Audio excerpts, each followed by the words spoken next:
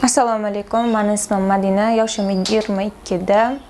Men o'zim hayotimda bo'lgan narsani sizlarga aytib bermoqchiman. Ba'zi bir qizlarimizga, bolallarimizga o'rnak bo'lsin degan sifatda. Xullas, birinchi kursli paytda bitta bola bilan tanishganman. Oldin juda ham sodda qiz bo'lganman. U bolaning gaplariga ishonganman. Biz internetda tanishganmiz, yozishganmiz 2-3 oy. Xullas, undan keyin ko'rishdik. Ko'rishganimizdan keyin bir-birimizga yaqin bo'ldik. Qo'limdan ushladi, achomladi, o'pdi. Bularga indamadim. Keyin ozgina vaqt o'tgandan keyin mendan golli rasmni so'rashni boshladi u bola. Boshida qarshilik qildim bu rasmlarni tashagani. Yo'q dedim, har xil bahonalar ham qilib ko'rdim. Keyin bu narsalardan keyin yaxshi ko'raman seni, menga ishongin, men senga uylanaman degani uchun gaplariga ishonib, men tashadim unaqa rasmlarimni ham. Xullas, ozgina vaqt o'tdi, uyga chaqirishni boshladi u bola meni. Uyga chaqirganda har xil bahonalar qilib bormas edim. Bir kuni uning bahonasiga ishondimmi, yo shunchalik nimadir bo'ldiki, uni uyiga bordim. Uyga borgan paytda ichadigan suvimga narsa qo'shib qo'ygan ekan, men uni bilmadim. Xullas, u menga pastel taklif qildi. U payt men bilmadim. Xo'p deb qo'ydim bu narsaga. U bola bilan birga bo'ldik. Ozgina vaqtdan keyin homilador bo'lib qoldim. Homilador bo'lganim uydagilarim bilmasligi uchun sun'iy yo'l bilan uni tushirdirdim. Bu narsani uydagilarim bilmadi. Ozgina vaqtdan keyin erga bermoqchi bo'lishdi meni uydagilarim. Bo'lgan narsalarni bilib qolishdi. Uydan haydab yuborishdi meni. Uydan haydab yuborishgandan keyin men уже uyga qaytib bormadim. Ko'cha hayotiga chiqib ketdim. U bola mendan uzoqlashib ketdi, yo'q bo'lib ketdi, bola meni tashlab ketdi. Shuncha payt aldab yurgan ekan. Ko'cha hayotiga chiqib ketganimdan keyin diskoteka, klublar, menga begona bo'lgan narsalarning hammasi men yaqinim bo'lib qoldi. Har kuni diskoteka, klublarda ichish chakishlar har kunga holat bo'lib qoldi. Buni orasida men Dubayga ishlagani borib keldim. Dubayda ham ishladim, fohishalik qildim o'tda.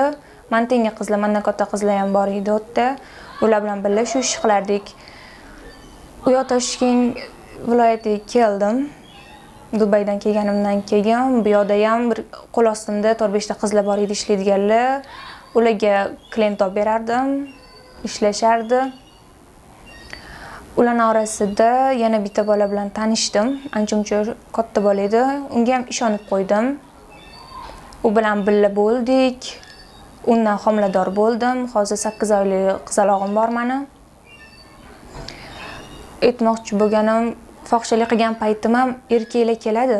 Faqatgina o'zini nafsini qondirish uchun keladi. Hech qanaqa yaxshi gap gapirish yo'q. Faqatgina ishi bitsa, o'zini hisini qondira olsa bo'ldi edi. Shu bilan ketardi. Bu gaplarni bemalol aytayotganimning sababi yuragi tosh bo'lib ketgan deb o'ylashinglar mumkin. Ko'cha hayotiga chiqib ketgandan keyin, har xil gapni eshitgandan keyin ham bu har bitta erkakning gapi prosta hirsini qondirish uchun ham kelgandan keyin ham bu narsalardan keyin menimcha любой odamni bag'ri tosh bo'lib ketadi. Menda ham shunaqa narsa bo'lib qolgan. Bemalol aytayotganim bilan, lekin bag'rim tosh bo'lgani bilan o'zim ichimdan nimalar o'tgan, hayotimda nimalar bo'lgan, faqat o'zim bilaman bu narsalarni. Keyin bolalarimizga bitta savol, mana qizinglarga aytasizlar, men bunaqa rasm tashagan, golli rasm tasha, men bitta ko'ray bo'ldi, o'chirib tashlayman deysizlar. Xo'p, u rasmni ko'rdinglar. Ko'rdinglar ham deylar, ichinglarda nimadir hissiyot uyg'onadi. Keyin nima bo'ladi? Faqat rasm ko'raman, boshqa narsa so'ramayman deysizlar. U rasmni ko'rgandan keyingina mana hamma narsa boshlanadi. Rasmni ko'rdingiz deylar, keyin nima bo'ladi? Ko'rganingizdan keyin nimadir uyg'onadimi? O'sha u rasmda ko'rgan narsangizni hayotda ko'rgisiz keladi. Yo'q, bu narsa qilib ko'rgisiz keladi. Bundan nima foyda? Bu yo'lga kirishimning sababi ham menda birinchi pul bo'lgan. Ko'pchilikda menimcha pul bo'lsa kerak. Pul bo'lgandan keyin, xo'p deydi, menda birinchi marta bo'lganidan keyingisida mana ikkinchi marta bo'ldim. Bu narsa menga pulga taqaldi. Bu narsa men majbur bo'ldim pul uchun xo'p deyishga bu narsaga. Ko'p qizlarimizda shunaqa bo'lib qoladiki, pul uchun xo'p deyishadi. Pul yetmagandan, pul zarur bo'lgan narsadan ham bu narsaga xo'p deyishadi. Meni yon atrofimdagi qizlar ham shunaqa bo'lib turib, ko'chaga chiqib ketgan qizlarimiz ham yaxshi xonadonlarga kelin bo'lib ketishadi. Nima yo'l bilan qizligini yana borib doktorga borib, hozir shunaqalar chiqib ketgan, tiktirib olishadi, yana erga tegishadi, hech nima bo'lmagandek. Bu narsa bolalar shu narsani bilinglarki, sizlar kutmaganinglarda bu narsa ham sizlarga kelib qoladi. Men yaxshi qizni oldim, u yoq bu yoq deb o'ylaysizlar, lekin bu narsa hech ham kutmaganinglarda bo'ladi. Men o'zim guvoh bo'lganman ham bu narsani. Yon atrofimdagi akalarim deymi, ukalarimmi, ko'chadagi o'g'il bola do'stlarim meni shu narsani boshidan o'tkazganlar ham bo'lgan. Meni har qanaqa gap bilan haqoratlagan paytda, meni fohishaga chiqarib, undan beshbattar yomon gaplarni gapirgandan keyin ham bu narsa o'ziga qaytganlari bor. Men yon atrofimda mana ishlaydigan qizlarimdan olganlar ham bor. Bilmasdan turib bu narsani ular bilishmagan.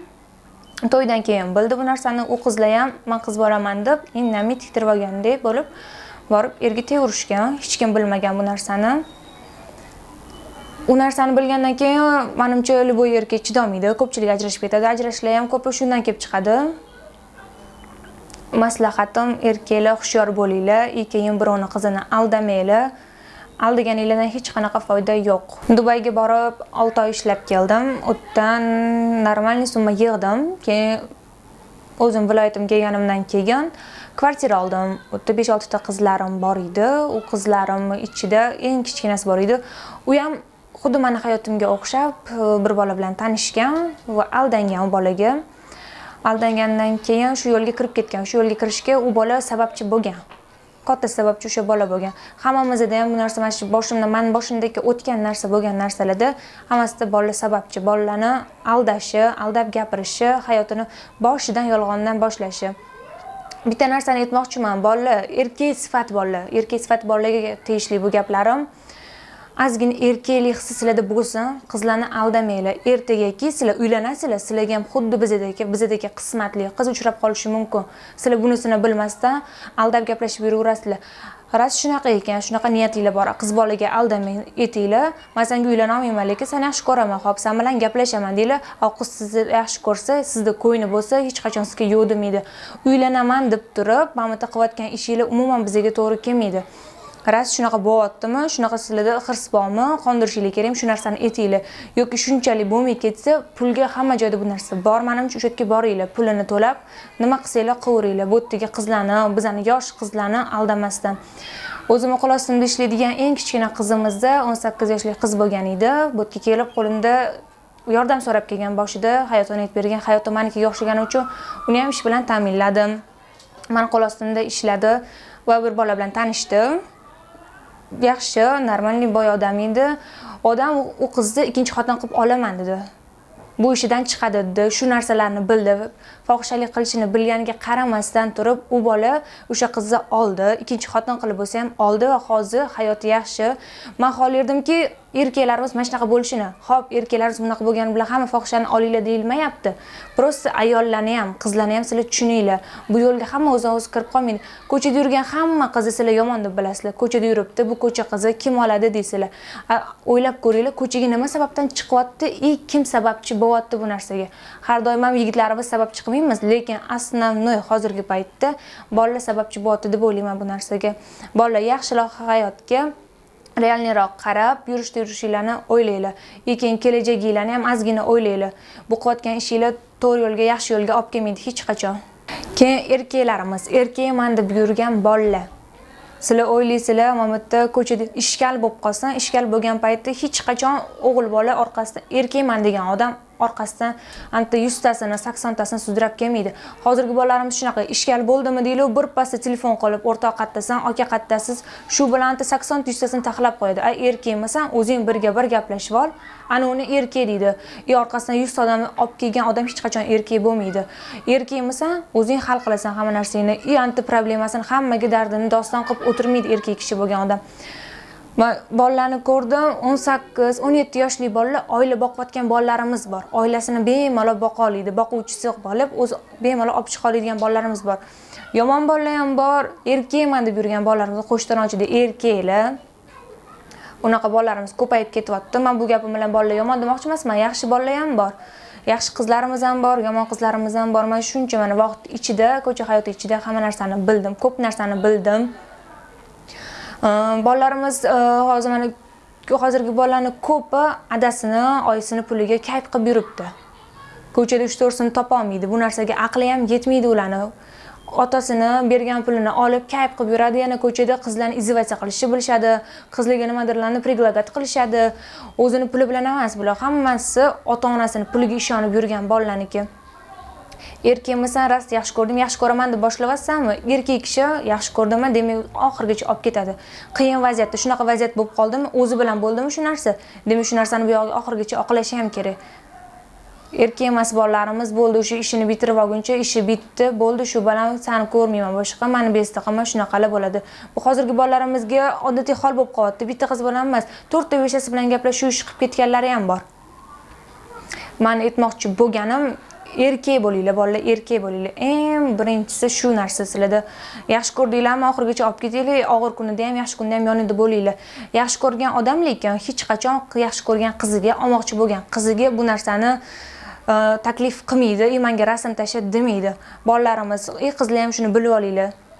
Ishonaman, unaqa qilaman, meni yaxshi ko'radi, menga uylanadi, nima qilibdi, barib ko'radi-yu deganlari ham bor. Lekin bu narsani ko'rgan bilan o'zi bo'ldi, povutini berdi deydi, ko'cha tilida aytganda, bo'ldi, povutini berdi-yu deydi. Buni uylanmayman men deb, prosta yurib kayfini qilib oladi, bo'ldi. Shu bilan qizlarning hayoti barbod bo'lgan bo'ladi. Bola bu yoqda yana hech nima bo'lmagandek boshqa qizni aldab yuraveradi. Bu bolalarimizga hech nima emas. Qiz bolaning nomi og'ir-da. O'g'il bolalarimiz 100 ta qiz bilan yursa ham, u o'g'il bola degan nomi bor.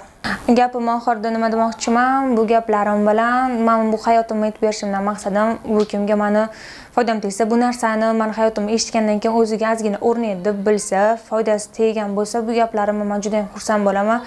Ibrikda bolalar, yigitlarimiz meni gapimdan ozgina olib, o'rnay olib, o'zini yurishtirishini to'g'rilasa, qizlarimiz ozgina hayotga jiddiyroq boqishsa, men bu narsadan xursand bo'laman. Erkak kishilarga aytmoqchi bo'lgan gapim, har doim gapingizga javob beringlar. Gapiga javob berib, har bitta og'zdan chiqayotgan gapiga javob bergan erkak kishi ana o'sha erkak kishi bo'ladi. Men shunaqa erkak kishilarga tan beraman, rahmat deyman.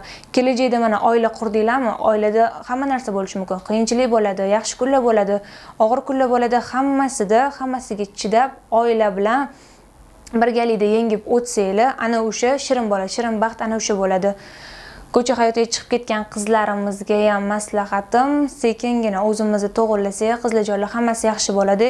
Keyin bolalarga haddan ko'p ham ishonmanglar deyman oxirgi gapim bilan. Erkaklarimiz ayol kishini hurmat qilishsin, hech qachon ayollarni, qizlarimizni aldashmasin.